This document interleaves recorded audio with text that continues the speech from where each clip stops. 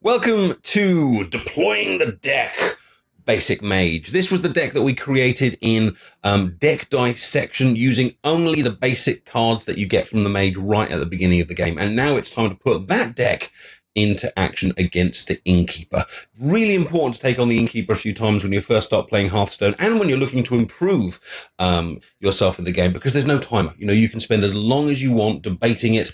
What's the right play? What's the wrong play? What should I do? And that's what we're going to be doing in this video, playing through a real game and discussing what's the best way to use this deck. So come on, pull up a chair and let's play Hearthstone.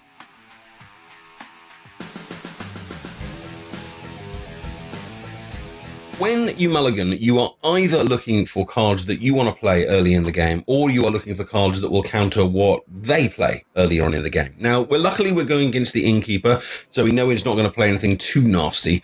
So we can just focus on thinking, you know, what are we looking for? And if we look down the deck list and we put it together in deck dissection, go and check out that video if you want to see how we put it together. We want some of our twos. We want the Acidic Swampoos, or the Bloodfen Raptor, or the River Crocolisk, maybe a Razorfen, maybe a Shattered Sun Cleric. But we want things to kind of get us to turn 4. So we don't want the Arcane Intellect because that's drawing more cards, and actually we're about to draw cards now anyway. Fireball, I would rather get something I can play on turn 2.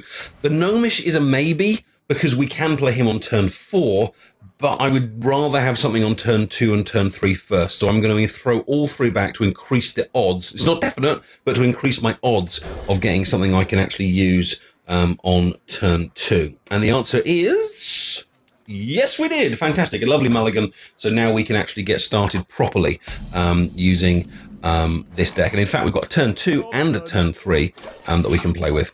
With this deck, we didn't have anything to play on turn 1 by design, so you're nearly always going to be hitting pass on that first turn.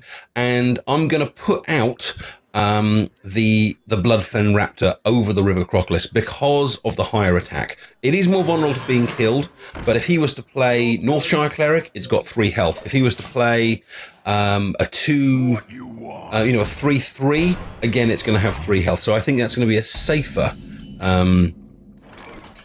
card for us to play.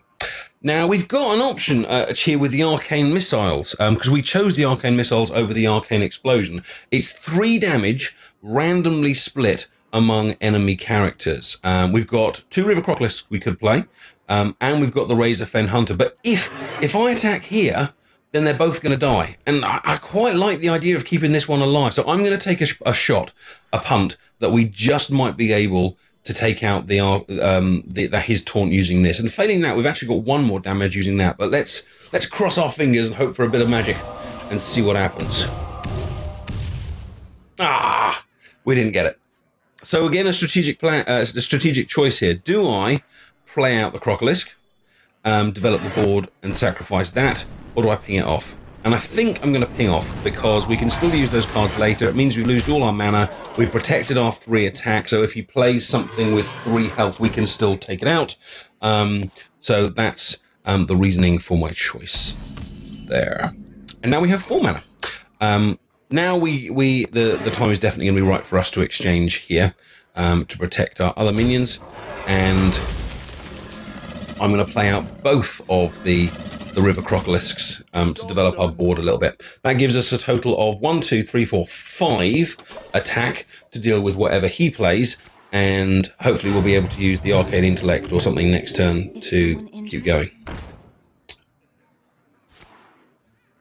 Now, Northshire Cleric is one of those cards that you want to try and deal with as soon as possible, because if you leave it alive, it can become a massive card drawing ability for your opponent. You know, they can just get card after card after card after card, especially if they manage to get it behind a taunt. So it's something that if you can deal with it, you should, especially when it's out as it is now in quite a vulnerable position. And we've got 5 mana to play with, so we've got a ping and we've got 1 of the other cards to kind of work with. Well, that works out quite nicely there because we can clear that one here.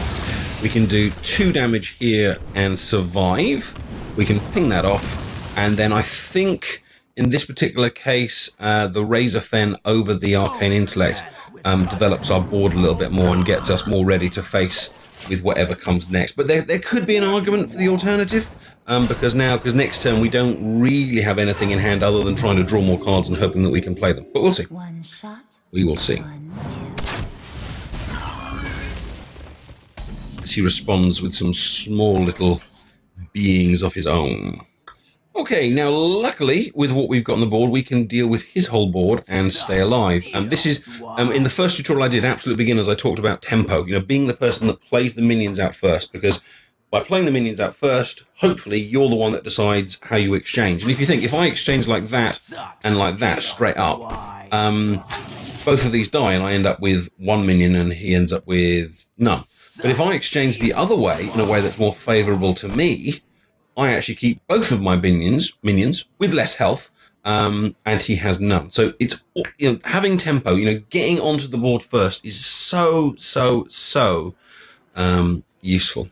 Now, I could play out a huge ogre, or I could draw a load of cards for the turn afterwards. There's an argument for both. Because I don't have any kind of spells in hand. I haven't got anything to kind of buff what's there already. But the ogre is so big and powerful, you kind of put him out, your opponent's kind of very much on the back foot. You really got loads of attack on the board there. You know, I think depending on who you're playing, there could be arguments both ways. Either way, I think that the right play is going to be to exchange here and keep the minions alive. And I think in this case, because I want the attack, because we're now up to turn 6, or he'll be up to mana 6 next turn, he could play something pretty big. And so I want to have something that can deal with his pretty big. So that's why I'm going to put that down on the board. Especially with the Arcane Intellect as well, there's a random element to it. And actually we can see that that was the right choice here, because look, we've now got a Gurubashi on the board. Now Gurubashi, we've talked about him in the past, and you're probably aware if you've been playing, whenever he takes damage, we gain 3 attacks. So think about the order you want to do things. We want to kill that. We want to keep our minions alive at the same time. We need 7 attack. If I attack with either of these, they die. And I'd rather not have them die, so I'm not going to do that. If I need 7. So the best way to do it is to attack with the ogre and to attack with this. Now think, if I did that first to do the 1 damage, then all of a sudden that gains 3 attack. And when I attack with that one, I lose a lot more health than my character would have done otherwise. So always just take a second to think, right, what's the order I need to do everything in this particular case. And again, looking at the cards, and this is another reason why we're playing the Innkeeper, is because there's no fuse, there's no timer. We can sit back and go, what do I want to do? I've still got those Arcane Intellects, but I've actually got what the card I want to play in my hand. So, you know, don't draw cards if you've got what you want in your hand. And you know, always knowing your deck list, like thinking, what card would I really like to play this turn? Well, the Frostwolf Warlord would be good because I've got 3 minions out, so Frostwolf Warlord would be great. But if I play an Arcane Intellect, that's 3 mana, 1, 2, 3. That's only going to leave me with 4, so I can't play the Frostwolf Warlord even if I drew it. You can also think odds, like, how many cards have I got left in my deck? Move the mouse over here. 20 cards. How many Frostwolf Warlords do I have? 1. What's the odds of me drawing the Frostwolf Warlord? 1 out of 20. You know, the chances of me getting it are pretty low. I'm drawing 2 cards, which actually probably 2 out of 20 or 1 out of 10. But do you see where I'm going? And actually, in my hand, I've got the Stormwind Champion. And actually, he would be a card that I would quite like to draw at this stage. So why draw the cards when actually I can just go, you know, down with a big womp. But if I want to take out the Gurubashi, then I need to kind of attack here. So, you know, there's lots of different ways of kind of thinking about, but that's the fun of Hearthstone, you know, having this kind of big debate, you know, shall I do this, shall I do that, shall I do this, shall I do that? But, of course, by playing the Stormwind Champion, everything else gets a little bit bigger anyway, which takes this guy to 7 attack, which means he can kill the Gurubashi in 1 hit. And these little guys over here have now got an extra bit of health and an extra bit of attack to do more damage against the face. So, all in all, it's all worked out rather nicely. And this is a brilliant example of how you can see this basic mage deck working. Minions that support each other, minions that buff each other, spells that are helpful for doing instant damage. You know, and it's a really nice little deck, this basic mage one. And you know, I kind of think, you know, people often say that Hearthstone's pay to win, and there's an argument for that. You know, there are some great cards that you need to unlock, but there's some brilliant stuff they give you for free. Fireball, wow. Stormwind Champion, wow. Boulder Fist Ogre, wow. Sinjin Shieldmaster, wow. You know, and these are all for free right at the beginning of the game. Now, here's a tactical choice. What do you do at this point? Do we carry on with the exchange? Because all the way through, I've said to you guys, right, exchange, exchange, exchange, exchange to keep a beneficial board. Or is now the time right for us to, start attacking his face? Because we've got more cards in hand than him, and we're definitely stronger than him, and we've got a taunt. I think we're going to go down a bit of a compromise route here. I'm going to put down the taunt, because remember, the taunt means he can't attack my other minions. I'm going to use the fireball to remove his Yeti, which is the only thing he had that was big enough to take care of the Sen'jin. I'm going to ignore this one. I'm going to take the risk that he hasn't got anything that will buff that enough to get through my Sen'jin. And again, knowledge of the classes will help you with that. He does have some spells that will take care of the Sen'jin, but they're not dependent on the Voodoo Doctor, so I don't think that's a massive threat. And then I'm then going to push everything else into his face to set up lethal next turn. And remember, I've spoken about this one in the past as well in the tutorials, but the reason why we're so dependent on board control, or so board control is so important, is because you don't need to do damage all the way through the game. If actually in 2 turns you can just go wham wham.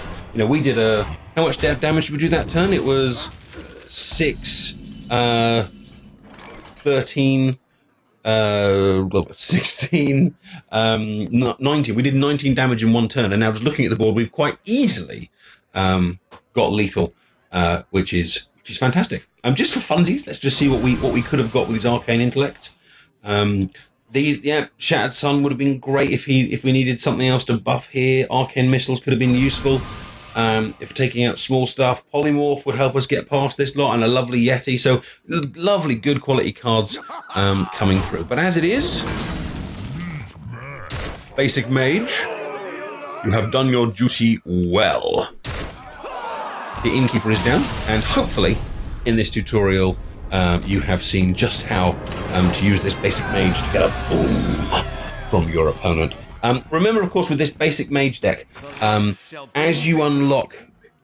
Woo, there's the Priest. As you unlock more cards with the Mage, do trade a few things out. In particular, Flame Strike when you get it.